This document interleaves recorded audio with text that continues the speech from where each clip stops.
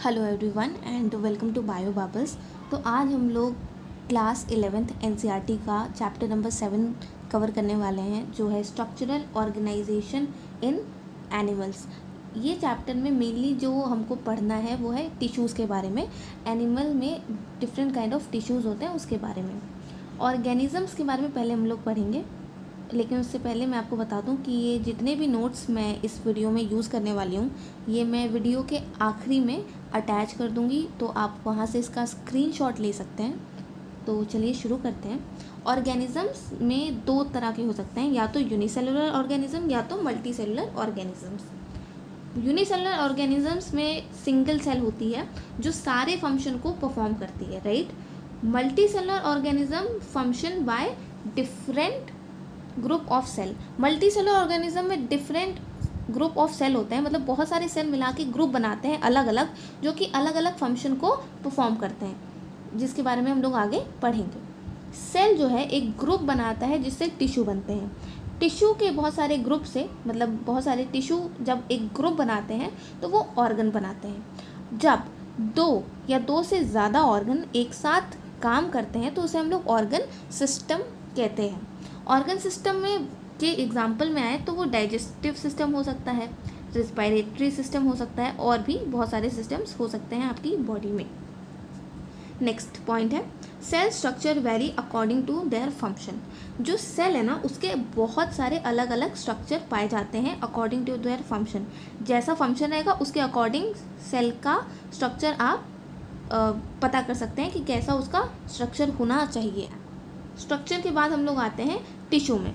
Mainly हम लोग को 4 तरह के टिश्यू के बारे में पढ़ना है, which is epithelial tissue, connective tissue, muscular tissue, neural tissue. Epithelial tissue को हम लोग एपिथीलियम भी बोलते हैं। एपिथेलियल टिश्यू के अगर फंक्शन में आए तो प्रोवाइड कवरिंग और lining for some part of body. जो बॉडी की के जो कुछ पार्ट हैं उसको कवर करने में और उसमें लाइन प्रोवाइड करने में, लाइनिंग मतलब उसको कवर करने में मेनली जो पार्टिसिपेट करता है वो होता है epithelial tissue, right. Epithelial tissue को भी हम लोग अलग अलग भागों में बांट सकते हैं, जिसमें है simple epithelial tissue and compound epithelial tissue.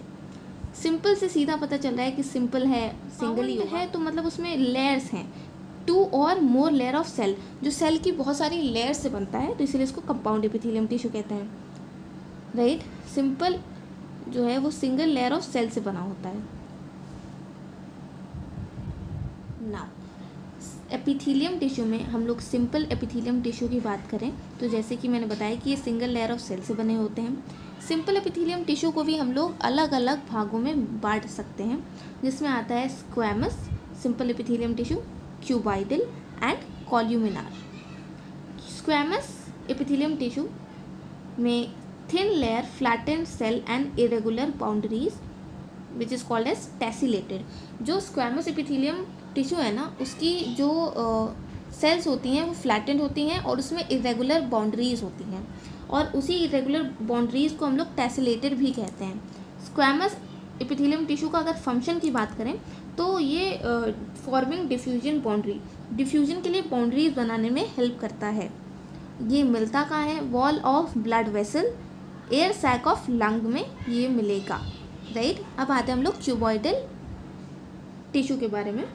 Cuboidal tissue made of single layer of cube like cell. Cuboidal है तो क्यूब लाइक सेल से ही बनेगा, और सिंगल लेयर तो होना ही है क्योंकि ये सिंपल एपिथेलियम टिश्यू का पार्ट है जो कि होता ही सिंगल लेयर ऑफ सेल्स है, तो सिंगल सब में कॉमन रहेगा, है ना। क्यूबॉइडल है तो क्यूब लाइक सेल। फंक्शन होगा इसका सिक्रीशन एंड अब्जॉर्प्शन का, मतलब सेक्रीशन में पार्ट करेगा और अब्जॉर्प्शन में भी ये पार्ट लेगा, राइट। अगर इसकी ट्रिक की बात करें कि आप इसको याद कैसे रख सकते हैं तो आप इसको CSA करके याद रखें। CSA like CSK। CSK जैसे टीम है ना, एक IPL की टीम है, वैसे आप CSA की K की जगह पे CSA कर दें तो आप याद रख सकते हैं। S से क्यूबॉइडल, सॉरी C से क्यूबॉइडल, S से सेक्रीशन और A से अब्जॉर्प्शन। ये मिलता कहाँ है? Duct of gland, tubular part of nephron in kidney. Columnar simple epithelium tissue जो है ये single layer of tall and slender cell से बना होता है। न्यूक्लियाई लोकेटेड एट बेस, इसका जो न्यूक्लियाई है वो बेस पे लोकेटेड होता है। फंक्शन बात करें तो इसका सेम ही फंक्शन है जो क्यूबॉइडल एपिथेलियम टिश्यू का है, वही कॉलुमिनार एपिथेलियम टिश्यू का फंक्शन है, ऐसा आपके एनसीईआरटी में लिखा हुआ है। Lining of stomach and intestine में आपका कॉलुमिनार एपिथेलियम टिश्यू रहता है, कॉलुमिनार एपिथेलियम टिश्यू रहता है, राइट। नाउ सिलिएटेड एपिथेलियम जो है, इसके जो एग्जांपल्स हैं वो हैं ब्रोंकियोल एंड फेलोपियन ट्यूब। मतलब सिलिएटेड एपिथेलियम टिश्यू आपको ब्रोंकियोल में मिलेगा और फेलोपियन ट्यूब में मिलेगा।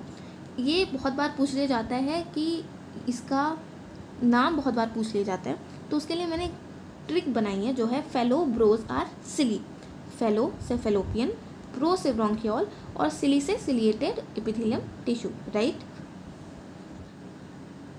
ग्लैंड के बारे में अभी हम लोग पढ़ेंगे। तो दो तरह के ग्लैंड है, एक है एक्सोक्राइन ग्लैंड, इंडोक्राइन ग्लैंड।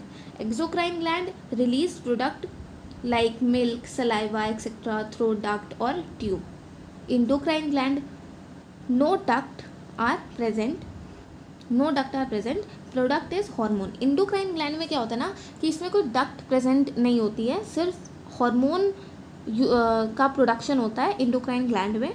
वहीं एक्सोक्राइन ग्लैंड में मिल्क और सलाइवा ये सब ऐसे प्रोडक्ट को ये प्रोड्यूस करते हैं और इसको ट्रांसफ़र करते हैं बाकी जगहों पे वाया डक्ट एंड ट्यूब। अभी हम लोग पढ़ेंगे कंपाउंड एपिथेलियम टिश्यू के बारे में। Compound epithelium tissue protect against chemical and mechanical stress, right.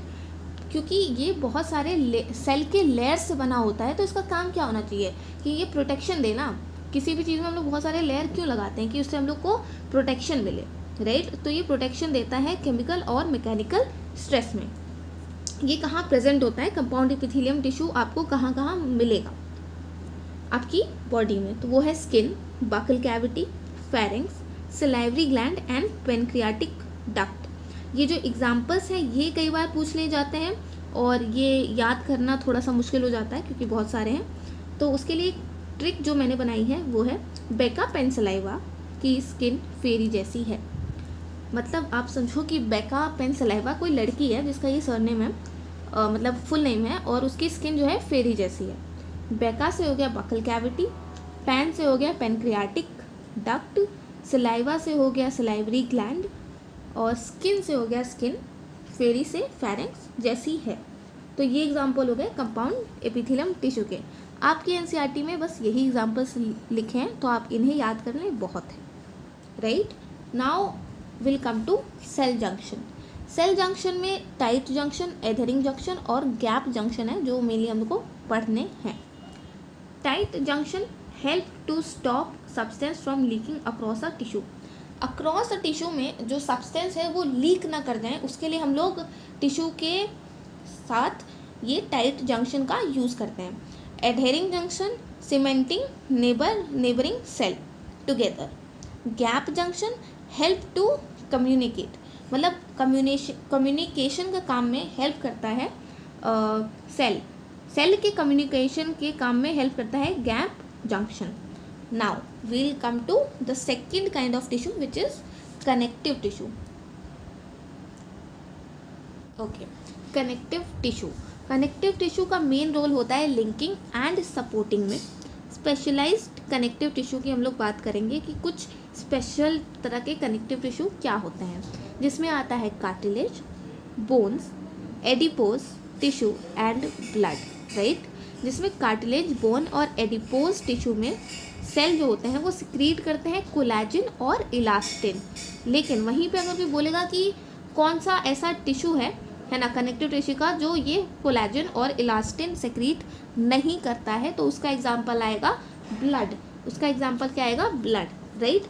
Loose connective tissue जो है, लूज कनेक्टिव टिश्यू पार्ट है कनेक्टिव टिश्यू का, और इसके अलावा डेंस कनेक्टिव टिश्यू भी पार्ट है जिसके बारे में हम लोग एक एक करके पढ़ेंगे, राइट।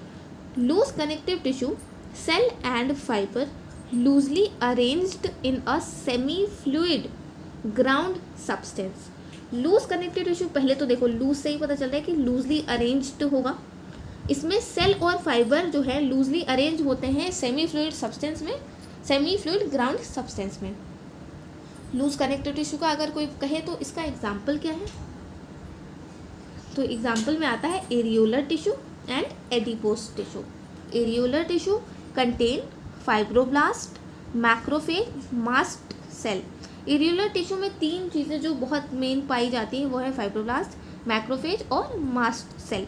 इसके जो ये जो नाम है ये बहुत इंपॉर्टेंट है, तो उसके लिए ट्रिक है एरियो मैक्रो फाइबर मस्ट है, राइट, जिसमें areo means areolar, macro means macrophage, fibre means fibroblast and mast means mast cell, right?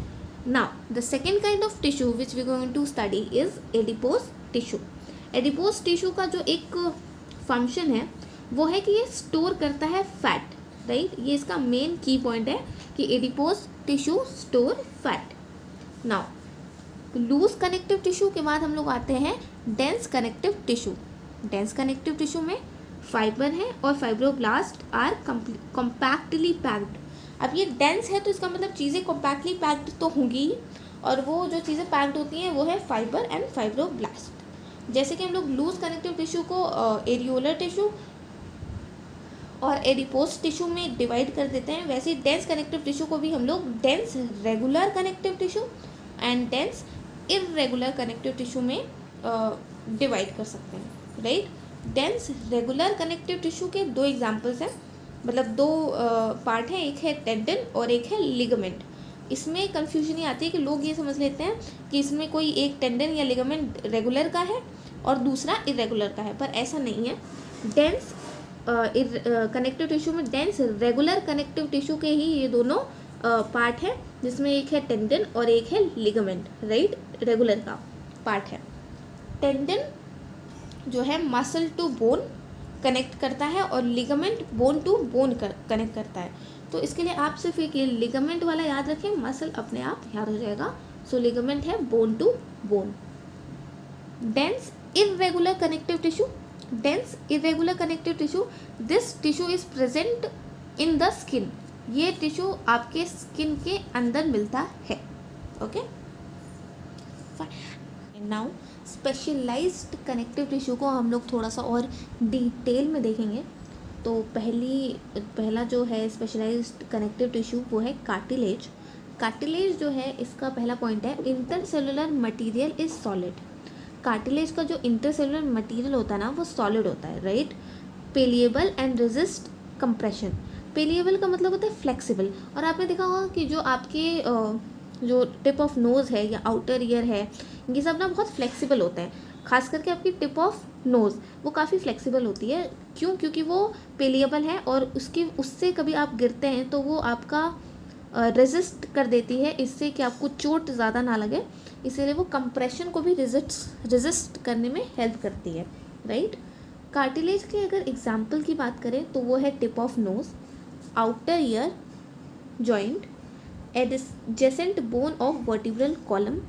इसका मतलब है कि जो आपकी वर्टिब्रल कॉलम है ना, उस जो बोन्स लगी होती है ना, टाइनी बोन्स, उस पर भी कार्टिलेज प्रेजेंट होता है। लिम्स एंड हैंड में भी कार्टिलेज होता है, like in your hands there are cartilages present. Second is bone, okay. तो सेकेंड इज बोन जो कि हार्ड होती है और नॉन पेलिएबल होती है, जिसमें हार्ड का तो मतलब पता ही है सबको, सख्त, राइट। नॉन पेलिएबल मतलब नॉन फ्लेक्सिबल। आप बोन को कभी फ्लेक्सिबल होते हुए नहीं देखोगे, वो कभी फ्लेक्सिबल नहीं होती, right. It's very hard and it's very straight, right. तो हार्ड होती है बोन, फ्लेक्सिबल नहीं होती। स्ट्रेंथ की बात करें, बहुत स्ट्रेंथ होती है बोन्स में, क्योंकि उसमें कैल्शियम सॉल्ट होता है और कोलेजन फाइबर प्रेजेंट होता है।